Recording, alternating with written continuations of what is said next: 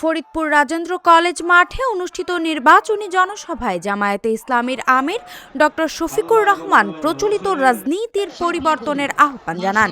বক্তব্যকালে তিনি কড়া হুঁশিয়ারি দিয়ে বলেন, অতীতে যে বস্তাপচার রাজনীতি, গুম, খুন, হত্যা, ধর্ষণ ও লুণ্ঠনের সংস্কৃতি চালু করেছিল, 12 তারিখ যেন তার কবর রচনা হয়।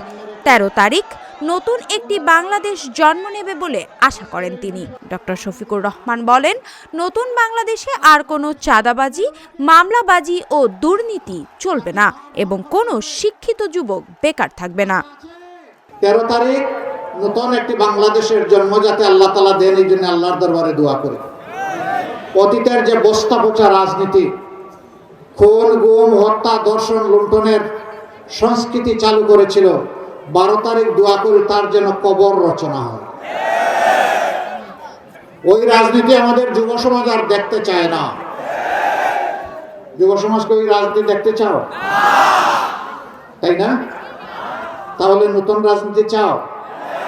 নতুন রাজনীতির সে ভার বইতে পারবা? আমরা সেই ভারটা তোমাদের ঘাড়ে তুলে দিতে চাই। এই বাংলাদেশ তোমাদের হাতে তুলে দিতে চাই। তোমরা প্রস্তুত? আলহামদুলিল্লাহ, যুবক যারা আছেন একটু হাত তুলেন দেখি। মাশাআল্লাহ, সবাই যুবক, তাইলে আমিও যুবক। ইনশাআল্লাহ আমরা এই বাংলাদেশ করতে পারবো ইনশাআল্লাহ।